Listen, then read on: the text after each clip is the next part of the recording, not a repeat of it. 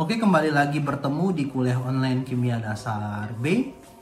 Saya tetap menghimbau kepada para mahasiswa untuk menjaga kebersihan, menjaga kesehatan dirinya masing-masing, makan, minum, istirahat dan olahraga yang cukup. Kita jaga kebugaran tubuh kita, tetap melakukan social distancing, tidak perlu ikut dalam keramaian, menjauhi tempat-tempat publik. Kita stay di rumah, di kamar, di kosan kita masing-masing. Oke? Oke, kembali lagi dalam kuliah online Kimia Dasar B. Kita masih membahas topik gas, khususnya subtopik teori kinetik gas. Teori kinetik gas ini dibangun untuk menjelaskan sifat-sifat gas pada skala makroskopik seperti tekanan maupun volume sebagai hasil dari perilaku-perilaku gas pada tingkat molekular. Nah, ketika kita berbicara tentang suatu teori ini harus dibangun atas beberapa asumsi atau beberapa model. Nah, untuk teori kinetik gas ada beberapa asumsi yang dibangun. Yang pertama, gas itu terpisah dalam jarak yang sangat jauh. Jadi antara satu molekul gas dengan molekul gas lain terpisah sangat jauh, di mana jaraknya ini jauh lebih besar daripada ukuran molekul gas tersebut. Kemudian molekul-molekul gas ini bergerak secara random dan secara konstan, terus-menerus bergerak dalam lintasan yang lurus seperti ini. Bergerak acak namun dalam lintasan yang lurus. Kemudian dimodelkan juga bahwa gas itu dapat diasumsikan sebagai suatu titik seperti ini. Molekul-molekul gas itu sebagai suatu titik dengan volume yang sangat kecil sehingga dapat diabaikan. Istilahnya adalah infinitely small. Oke, volume gas itu infinitely small sehingga bisa diabaikan. Kemudian tidak ada interaksi antara molekul gas yang satu dengan molekul gas yang lain, dan molekul-molekul gas ini hanya berinteraksi kalau mereka saling bertumbukan. Oke, jadi tidak ketika mereka terpisah, mereka tidak ada interaksi sama sekali, namun interaksi itu hanya akan terjadi ketika mereka saling bertumbukan. Dan ketika mereka saling bertumbukan, tumbukan yang terjadi adalah tumbukan yang lenting sempurna. Nah, tentu kalian sudah tahu bahwa hal-hal yang tadi sudah kita diskusikan adalah bagian dari sifat-sifat atau perilaku gas ideal. Oke, jadi teori kinetik gas dibangun atas dasar beberapa asumsi yang tadi. Nah, selain itu, teori kinetik gas ini menyatakan bahwa energi kinetik rata-rata, energi kinetik rata-rata dari molekul gas itu sebanding dengan temperatur. Tentunya dalam satuan Kelvin. Jadi energi kinetik rata-rata dari suatu molekul gas akan sebanding dengan temperatur. Jika kita punya dua gas yang berbeda, katakanlah hidrogen dan oksigen, jika hidrogen dan oksigen ini memiliki temperatur yang sama, maka mereka akan memiliki energi kinetik yang sama walaupun dua jenis molekul gas yang berbeda. Nah, ini dirumuskan sebagai energi kinetik rata-rata akan sama dengan 3/2 kBT. KB di sini adalah konstanta Boltzmann. Boltzmann constant. Nah, ini adalah energi kinetik rata-rata untuk satu molekul gas. Satu molekul gas. Jika untuk 1 mol gas, maka energi kinetiknya menjadi 3/2 RT. Seperti ini. Ini untuk 1 mol gas. Tentu kalian sudah tahu R ini adalah konstanta gas ideal. Nah, kalian tahu sekarang hubungan antara R dengan KB. di mana R akan sama dengan KB, Boltzmann constant, dikali dengan Avogadro number, seperti ini. Oke, jadi mau gas apapun, energi kinetiknya sesuai dengan persamaan berikut. Tidak peduli mau gas apapun, kalau berada dalam temperatur yang sama, dia akan memiliki energi kinetik yang sama. Oke, energi kinetik ini juga berkaitan erat dengan kecepatan suatu gas. Perhatikan, kita juga bisa menuliskan energi kinetik gas sebagai setengah mv kuadrat. Kalian tentu juga sudah mempelajari rumus ini di fisika, bukan? Energi kinetik sama dengan setengah mv kuadrat. Nah, V di sini adalah V RMS atau root mean square. Nanti kita akan bahas apa itu V root mean square atau hasil akar kuadrat rata-rata. Oke. Nah, sekarang mari kita tinjau hukum-hukum gas yang sudah kita pelajari di kuliah part pertama, kuliah gas part pertama. Perhatikan misalkan dari hukum Boyle. Pada hukum Boyle kita mempelajari hubungan antara P dengan V, di mana P berbanding terbalik dengan volume. Pressure berbanding terbalik dengan volume. Nah, tekanan yang dihasilkan oleh gas itu adalah akibat dari tumbukan antara molekul gas, dengan dinding wadah. Oke, dengan dinding wadah. Jadi misalkan ya kita punya balon seperti ini. Balon ini berisi dengan molekul gas. Nah, kenapa balon ini bisa mempunyai tekanan? Kalau kita zoom, itu adalah karena ini adalah katakanlah kulit balon tersebut, dan ini adalah molekul-molekul gas. Nah, molekul-molekul gas yang bertumbukan dengan dinding balon akan menyebabkan terjadinya tekanan. Oke, jangan lupa sebelumnya di slide sebelumnya bahwa molekul gas itu selalu bergerak dalam lintasan yang lurus, acak, dan gerakannya konstan. Jadi terus-menerus bergerak. Nah, kalian juga harus tahu bahwa V itu juga ada hubungannya, dengan teori kinetik gas. Perhatikan bahwa V ini berkaitan erat dengan densitas, atau bisa kita sebut juga konsentrasi dari molekul gas. Jika kita perkecil, perhatikan, jika kita perkecil volume wadah, maka sebenarnya kita sedang mengecilkan konsentrasi molekul gas. Jika kita mengecilkan volume konsentrasi molekul gas tinggi, maka tumbukan molekul gas dengan dinding wadah akan semakin sering. Makanya kalau kita mengecilkan V, kita akan dapatkan P yang semakin besar.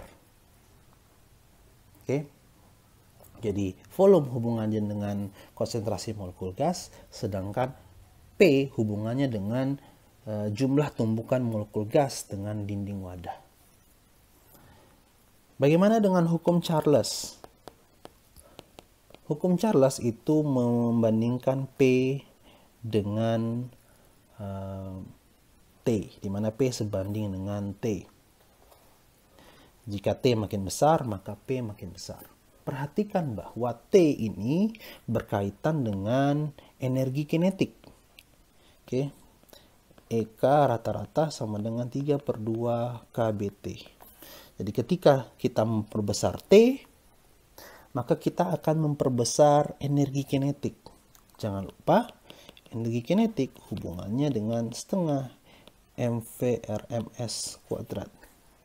Jadi kalau kita memperbesar T, sebenarnya kita sedang meningkatkan laju dari molekul-molekul gas yang selalu bergerak tersebut. Jika lajunya makin tinggi, kembali lagi, maka tumbukan molekul gas dengan dinding wadah akan semakin sering sehingga memperbesar tekanan. Oke. Jika kita perbesar T, maka P juga akan menjadi lebih besar. Bagaimana hubungannya dengan hukum yang lain? Hukum Avogadro. Oke. Avogadro ini menjelaskan antara P dengan N. Oke, di mana P sebanding dengan N. Jika kita meningkatkan N, meningkatkan jumlah molekul gas, maka lagi-lagi tumbukan molekul gas dengan dinding wadah akan semakin sering karena makin banyak jumlah molekul gas tersebut. Akibatnya apa? P akan naik. Ini juga menjelaskan hukum Avogadro, di mana kalau kita memperbesar nilai N, maka kita juga akan memperbesar nilai P. Oke, seperti itu. Bagaimana dengan hukum Dalton, Pak? Perhatikan. Dalam teori kinetikas yang kita sudah bahas sebelumnya, diasumsikan bahwa molekul gas itu tidak saling berinteraksi. Oke, mereka tidak saling tarik-menarik, mereka juga tidak saling tolak-menolak satu sama lain. Sehingga tekanan yang dihasilkan oleh suatu gas tidak dipengaruhi oleh kehadiran gas yang lain. Makanya rumus dari hukum Dalton adalah PT sama dengan sigma PI, ya, atau ya PA tambah PB dan seterusnya kan. Jadi tekanan parsial yang dihasilkan oleh molekul A tidak dipengaruhi oleh kehadiran dari molekul gas B. Dan sebaliknya juga, tekanan parsial dari molekul B tidak dipengaruhi oleh kehadiran molekul gas A. Oke, sehingga lagi-lagi teori kinetikas yang kita bangun, yang sudah kita jelaskan tadi, itu sesuai juga dengan hukum Dalton. Oke, sesuai dengan hukum Boyle, hukum Charles, hukum Avogadro, dan juga hukum Dalton. Seperti itu. Oke, sebelumnya kalian sudah tahu bahwa energi kinetik rata-rata dari suatu molekul gas sama dengan 3/2 kBT sama dengan setengah mv rms kuadrat.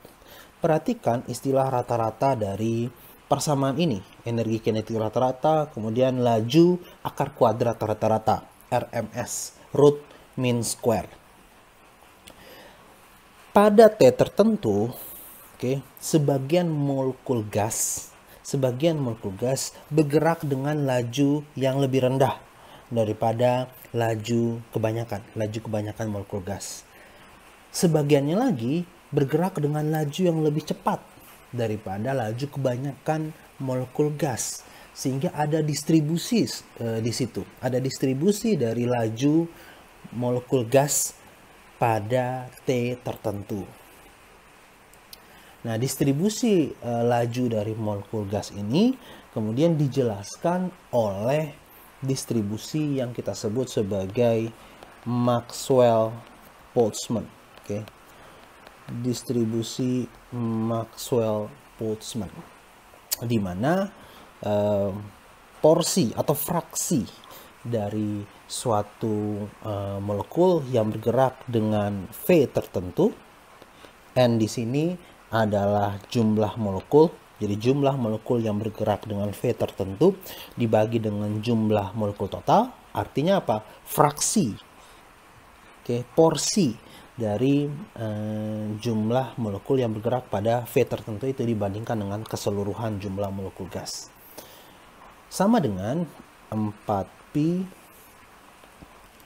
M/2 pi RT pangkat 3/2 V V kuadrat E pangkat minus MV kuadrat per 2RT. Nah, ini adalah bentuk dari distribusi Maxwell-Boltzmann. Tentu kalian tidak perlu, saya ulangi, kalian tidak perlu menghafal persamaan ini, tapi kalian hanya perlu tahu pada kuliah kimia dasar ini kalian tidak perlu menghafal, tapi kalian hanya perlu tahu bahwa distribusi Maxwell-Boltzmann memiliki bentuk persamaan seperti ini. Nah, bentuk persamaan distribusi Maxwell-Boltzmann ini kalau kita kemudian wujudkan dalam bentuk grafik, kita akan dapatkan seperti ini. Di mana sumbu Y-nya adalah number of particles, N tadi, NV bisa juga kita nyatakan sebagai bentuk fraksi, NV per N total, dan sumbu X-nya adalah V, atau laju dari molekul gas. Perhatikan bahwa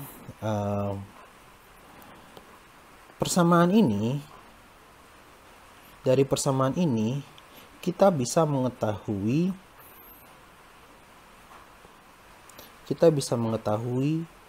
pengaruh temperatur dan pengaruh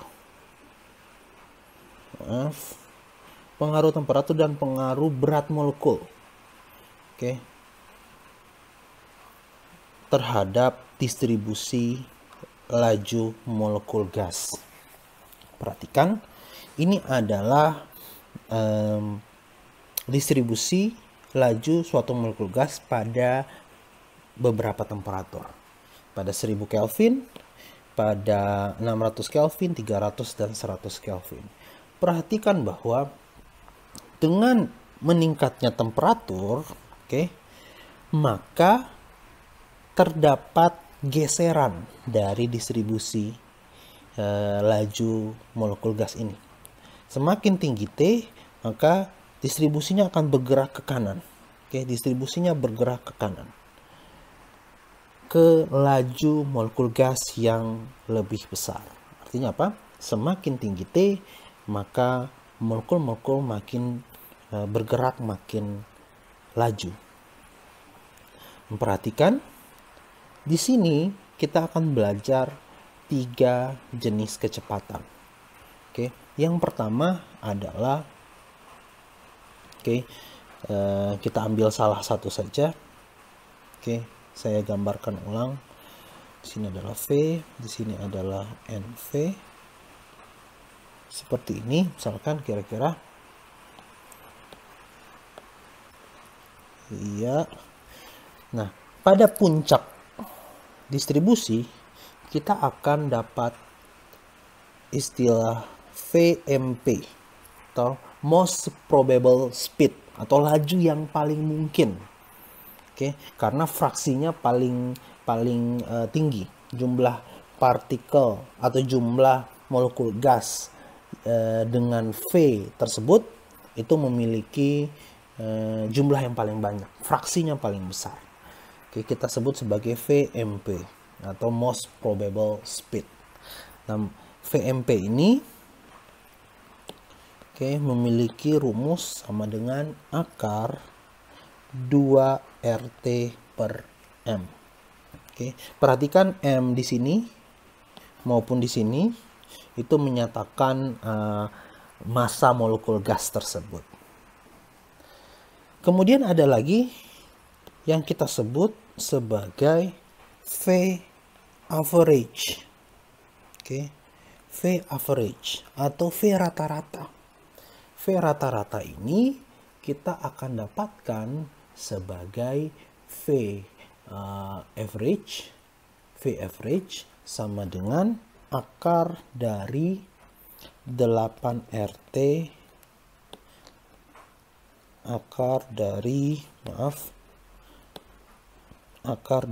8RT per VM. Dan V average ini akan lebih besar daripada VMP. Dia akan ada di sini. Kira-kira. Oke, V average. Kemudian satu lagi VRMS atau V root mean square, akar kuadrat rata-rata. Akan sama dengan akar dari 3RT per M. Oke. Nah, dari rumus ini tentu bisa kalian ketahui bahwa VRMS itu lebih besar daripada V average. Oke, dia yang paling besar di antara 3 jenis V yang ada. Oke, disusul oleh V average dan disusul lagi oleh VMP. Di sini. Kira-kira ada di sini. VRMS. Loh Pak, kok kenapa laju rata-rata dan laju akar kuadrat rata-rata itu lebih besar daripada V yang paling mungkin, V most probable? Perhatikan bahwa sebaran ini, sebaran atau distribusi dari laju molekul gas ini itu tidak simetris. Dia tidak simetris. Perhatikan kalau saya bagi dua seperti ini, dia tidak simetris. Di sebelah kanan akan memiliki luas area yang lebih besar daripada di ruas kirinya. Sehingga tentu V rata-rata maupun V akar kuadrat rata-rata itu lebih besar daripada V yang paling mungkin, V most probable. Pertanyaan selanjutnya adalah, Pak, mengapa untuk energi kinetik rata-rata tadi, yang di sini kita pakainya VRMS, kenapa tidak V average? Nah, kalian harus perhatikan bahwa kalau kita mau menghitung rata-rata, average, sekarang kita punya V1, V2, dan V3. Average itu dihitung sebagai berikut. V average sama dengan V1 tambah V2 tambah V3 bagi 3. Benar ya? Atau kalau kita rumuskan, V average sama dengan V1 tambah V2 seterusnya sampai Vn dibagi dengan N. Nah, bagaimana dengan RMS? Kalau VRMS, ada V2, V3-nya, V1, V2, V3, VRMS sama dengan akar dari V1 kuadrat tambah V2 kuadrat tambah V3 kuadrat dibagi 3. Atau bisa kita hitung sebagai berikut.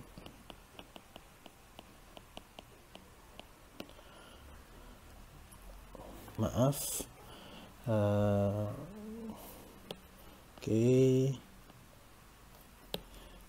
Seterusnya sampai Vn kuadrat dibagi N.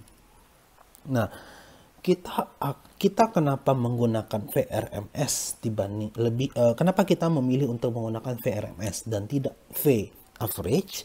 Perhatikan bahwa dalam energi kinetik yang kita pakai adalah V kuadrat. V kuadrat, bukan V.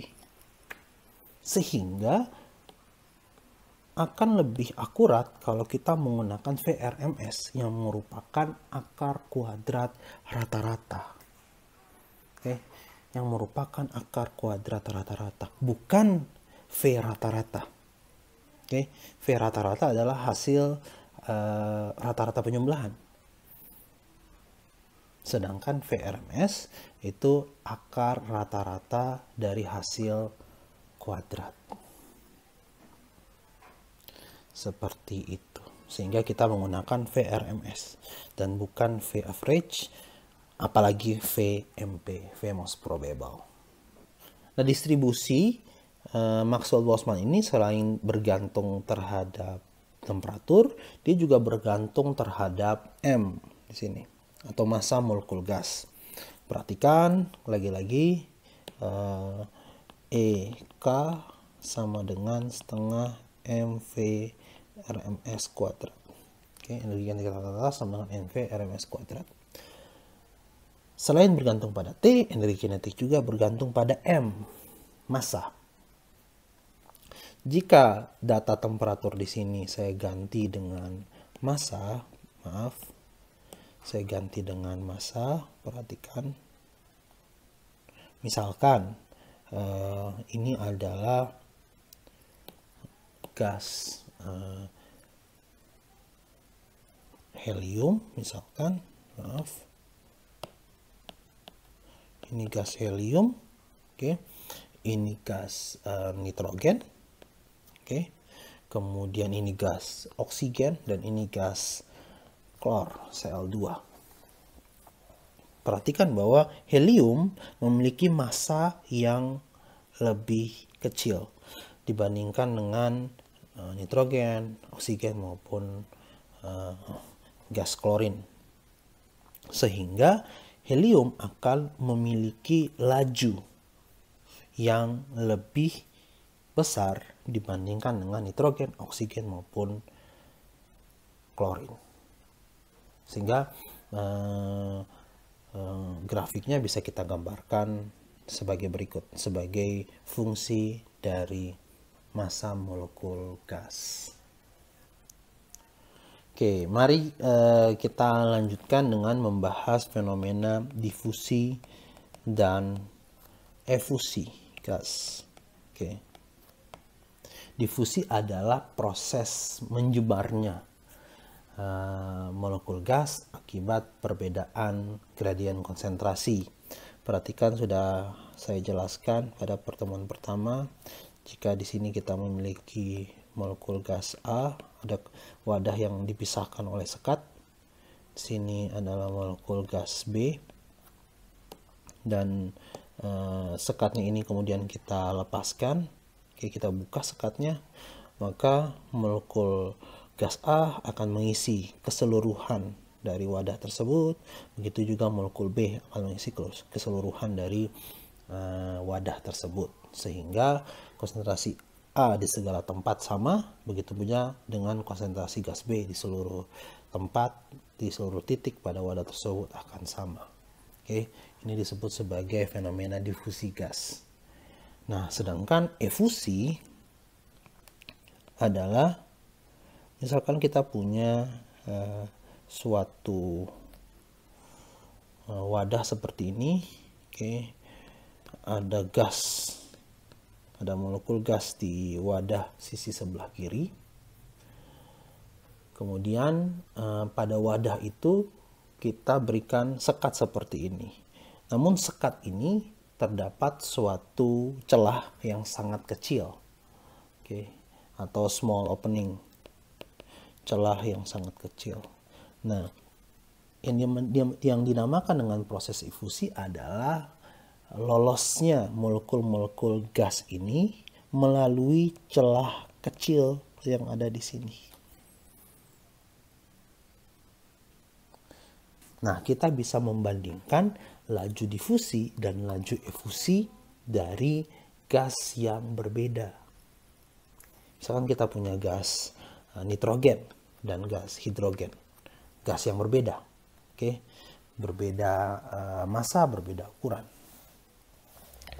Perhatikan bahwa laju daripada nitrogen dan laju daripada hidrogen bisa kita rumuskan sebagai berikut. Ini jika kita pakai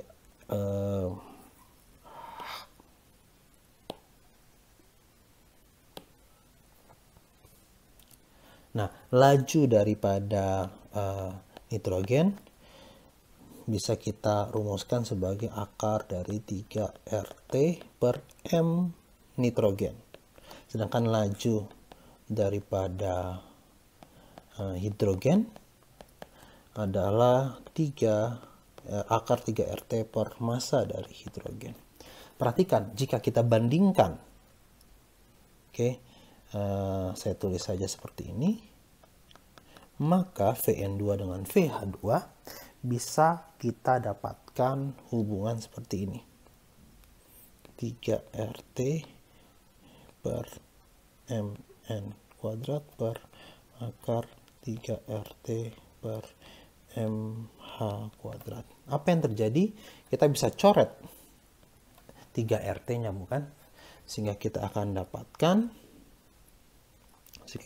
dapatkan hubungan akar dari MH kuadrat per Mn kuadrat. Seperti itu. Oke, atau kalau saya bisa rumuskan ulang, V1 per V2 sama dengan akar dari massa M2 per M1.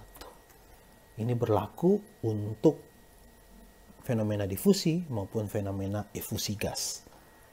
Jadi laju akan berbanding terbalik dengan akar dari massa molekul gas.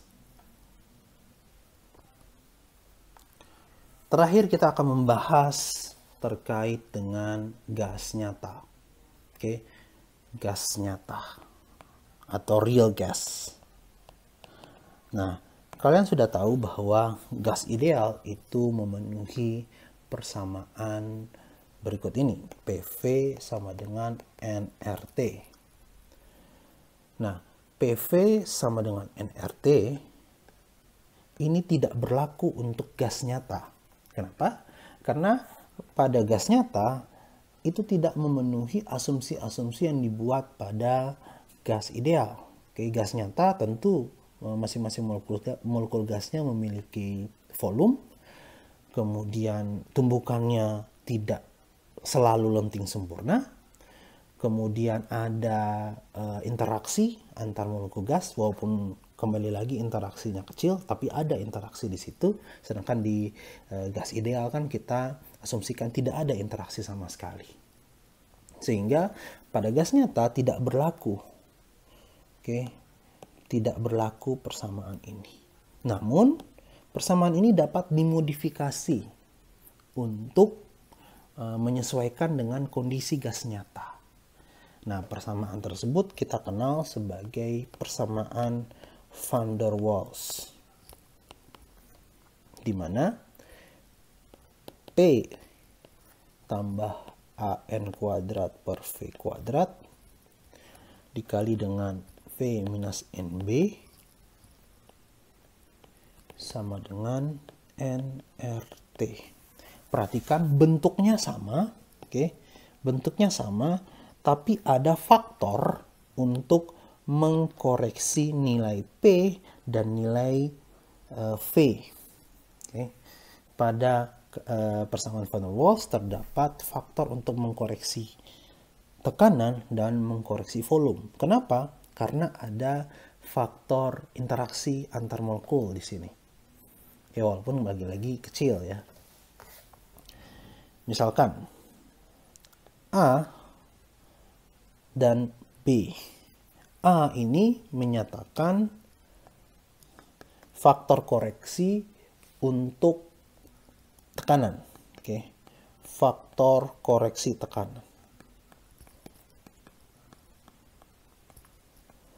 Faktor koreksi tekanan. Nah, untuk molekul yang makin besar, molekul yang makin besar, maka nilai A juga makin besar.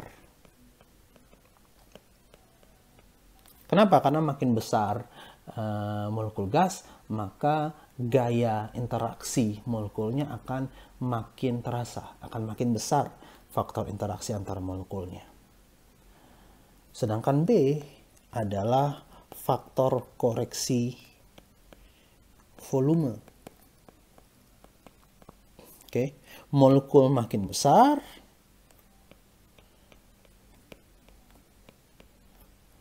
maka B juga makin besar. Oke, di sini kalau yang untuk A juga sama, molekul makin besar, A makin besar. Perhatikan saya punya data nilai A dan B di sini. A akan memiliki satuan liter kuadrat ATM per mol kuadrat. Oke, B memiliki satuan liter per mol.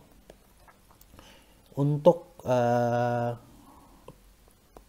gas helium, kita akan punya nilai A sebesar 0,034, nilai B sebesar 0,0237.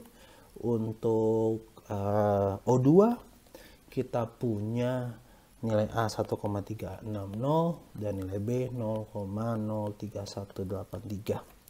Untuk CO2, kita punya nilai A sebesar 3,592 dan nilai B 0,0427. Terakhir, misalkan SO2.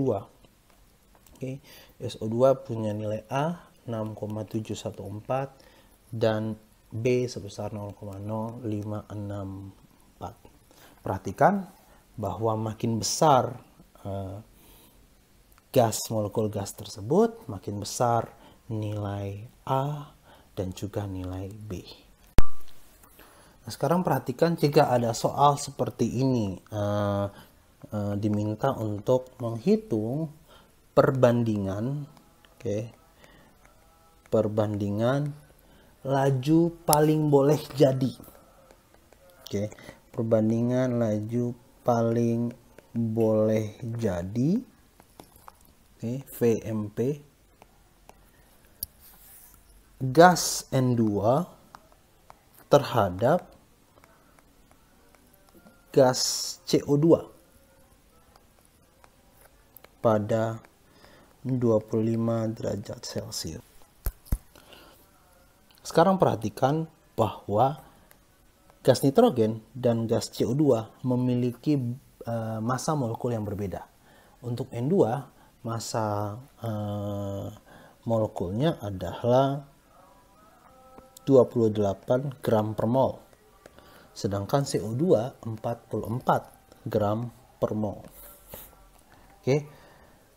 Yang diminta adalah perbandingan laju paling boleh jadi.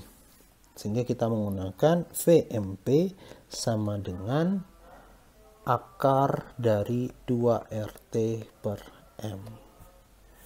Perhatikan, VMP daripada N2 berbanding VMP daripada CO2 sama dengan akar 2RT per M. N2 bagi akar dari 2RT per M CO2. Kita bisa coret 2RT-nya sehingga kita dapatkan akar dari M CO2 per MN2, yakni akar dari 44 per 28. Kita akan dapatkan nilai 1,254. Nah, sekarang kalian perhatikan, kalau kita membandingkan laju dari dua gas seperti ini, sebenarnya perbandingan antara VMP, V average maupun VRMS akan sama saja. Karena apa? Karena faktor di atas ini bisa kita coret. Misalkan kalau kita pakai VRMS, akar 3RT per M bagi N2, ya, akar 3RT per M CO2. Kan kita coret 3RT-nya juga. Kalau kita pakai V average, kita di sini menggunakan akar 8RT per VM. Seperti ini. 8RT-nya beserta V-nya juga bisa kita coret. Sehingga perbandingan VRMS, VMP maupun V average dari dua molekul gas yang berbeda ya akan sama saja. Begitu pula dengan temperatur. Perhatikan, ini kita mau pakai temperatur 30 derajat Celcius, mau pakai temperatur 100 derajat Celcius sekalipun tidak akan ada bedanya. Kenapa? Karena faktor T-nya juga akan dihapus. Sehingga perbandingan laju dari N2 terhadap CO2 sebesar 1,254 ini berlaku untuk VMP, VRMS, V average pada T berapapun. Seperti itu. Kemudian ada soal selanjutnya, di mana terdapat data tetapan van der Waals A dan B. Oke. A dan B, tetapan van der Waals untuk gas CO2 dan N2. Oke, sebagai berikut. Misalkan ada dua pilihan gas, A dan B, A besar dan B besar. Ada nilai A, liter atmosfer kuadrat per mol kuadrat, dan nilai B, liter per mol, sebesar 3,592. Oke, 0,0427 untuk molekul B, A-nya 1,39, B kecilnya 0,039. Nah, kalian diminta untuk menentukan mana yang CO2, mana yang N2. Nah, sebenarnya gampang saja kan? Kalian tahu bahwa CO2 itu massa molarnya 44 gram per mol, N2 28 gram per mol. Oke, CO2 lebih berat daripada N2. CO2 lebih besar daripada N2. Oke, perhatikan bahwa makin besar dan makin berat suatu molekul gas, maka nilai tetapan van der Waals-nya baik A maupun B juga akan makin besar. Sehingga dalam hal ini A di sini, A besar adalah CO2 dan B besar adalah N2. Oke, seperti itu. Oke, demikian kuliah kita, kuliah gas part yang kedua, part yang terakhir. Saya menunggu respon dari para mahasiswa sekalian. Pertanyaan maupun komentar akan kita bahas di video selanjutnya. Dan setelah topik gas ini, kita akan lanjut ke topik kinetika reaksi kimia. Kita berjumpa di kuliah selanjutnya.